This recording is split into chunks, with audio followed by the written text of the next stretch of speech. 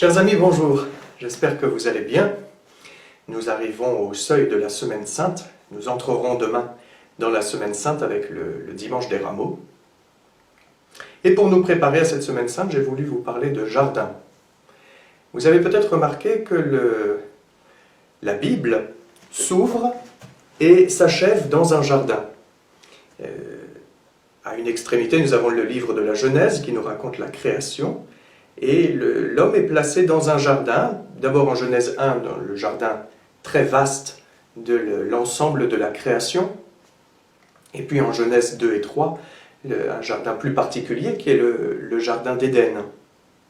Et à l'autre extrémité de la Bible, dans le livre de l'Apocalypse, ce livre s'achève sur la vision de la Jérusalem céleste, la vision d'une ville, au cœur de laquelle se trouve un jardin. On a ce récit merveilleux d'un fleuve qui jaillit du trône de l'agneau et qui irrigue tout sur son passage, et des arbres se trouvent de part et d'autre sur les rives de ce fleuve et fleurissent 12 fois par an, c'est-à-dire en continu.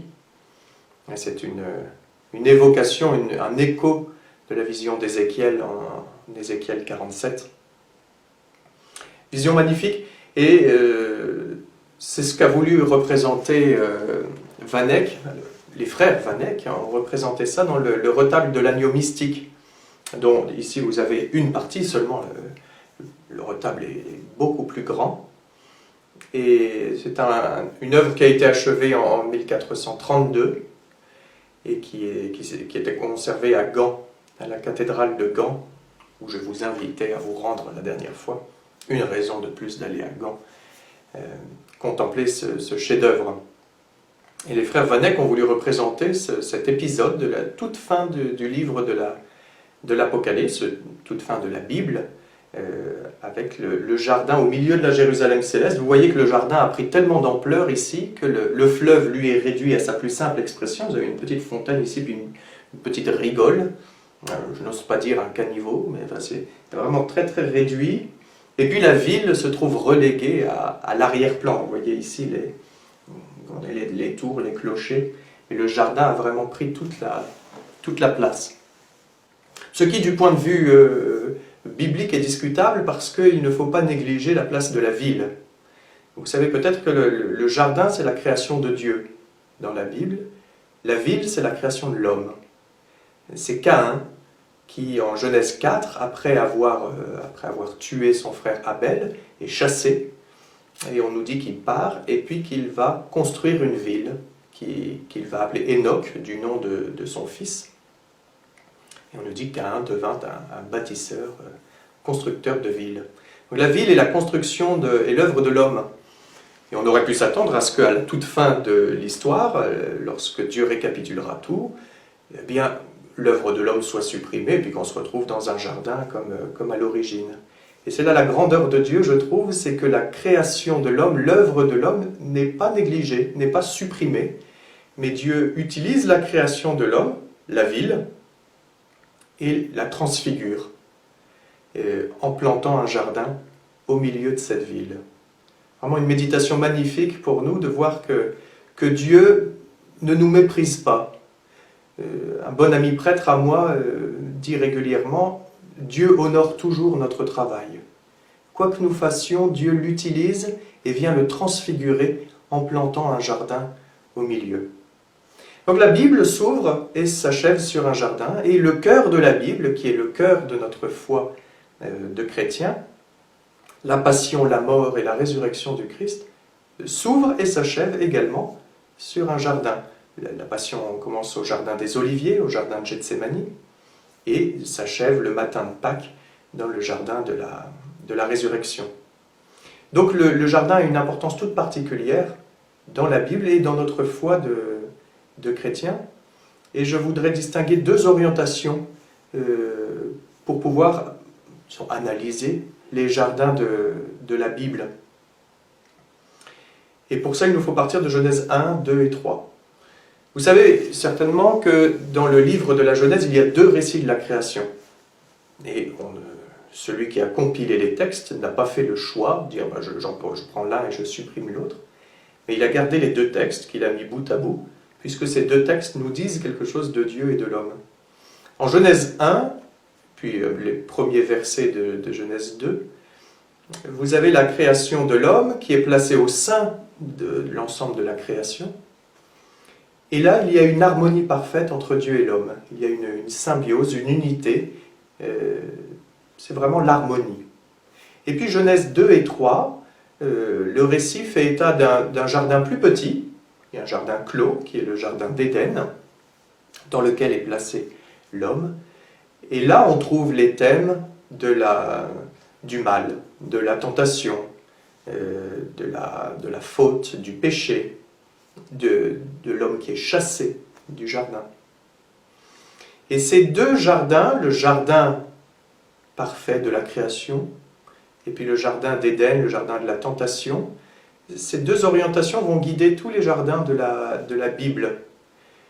Vous allez avoir soit l'un, soit l'autre en permanence. Vous avez par exemple dans le livre du Cantique des Cantiques, qui est si cher au Père Matthieu, il est question d'un jardin, c'est le jardin de l'unité, le jardin de l'amour, le jardin du bien-aimé qui rejoint sa bien-aimée, la bien-aimée elle-même qui est comparée à un jardin clos.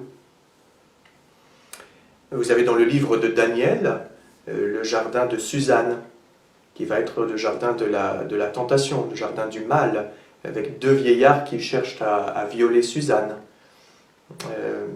Mais ce jardin sera aussi l'occasion de la vérité, puisque Daniel saura que les deux hommes ont porté un faux témoignage contre Suzanne parce qu'ils sont incapables de s'accorder sur la nature de l'arbre, où ils ont prétendument vu Suzanne se donner à un autre homme.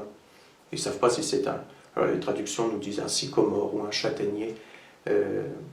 Donc le jardin, les plantes du jardin sont aussi le lieu de la révélation, où la vérité vient au jour dans le livre de Daniel. Le jardin de Gethsémani, le jardin des Oliviers, le soir de la Passion du Christ, c'est un jardin de tentation. C'est le Christ qui dit « Mais si cette coupe peut passer loin de moi, mais que ta volonté soit faite. » Et c'est aussi le jardin dans lequel les disciples sont incapables de veiller, ils s'endorment.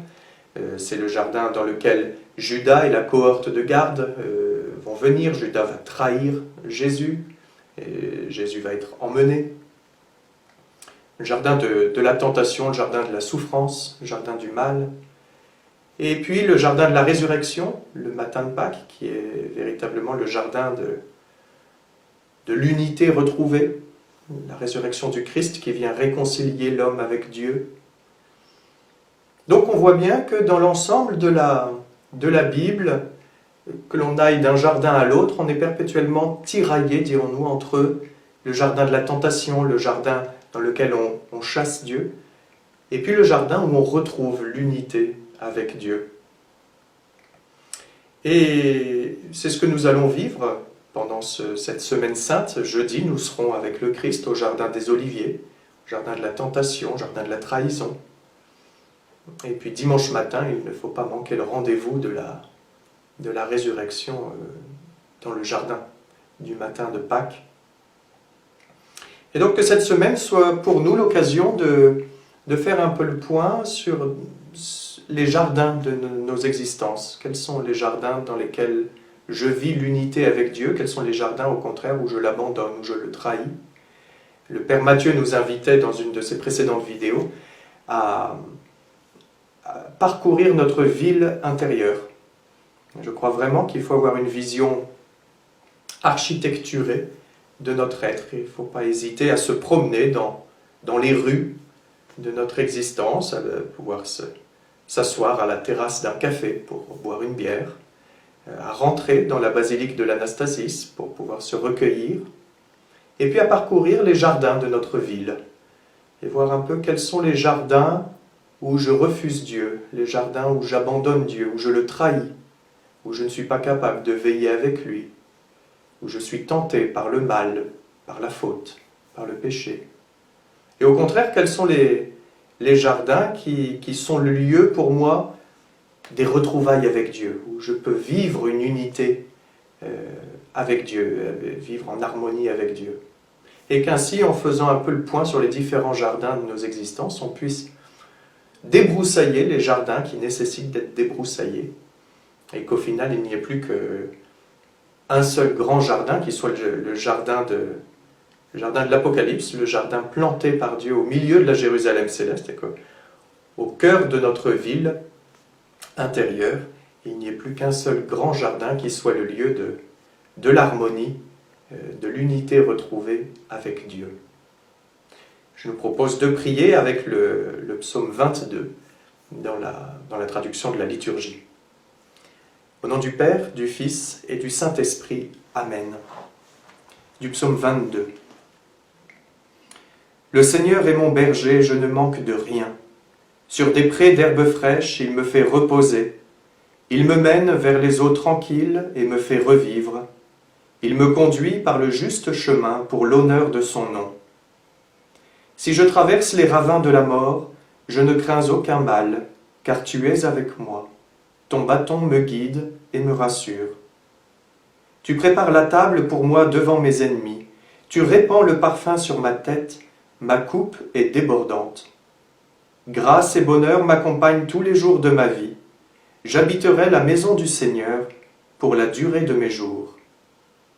Gloire au Père, au Fils et au Saint-Esprit, comme il était au commencement, maintenant et toujours et dans les siècles des siècles. Amen. Au nom du Père, du Fils et du Saint-Esprit. Amen. Je vous souhaite une bonne journée et une très belle semaine sainte.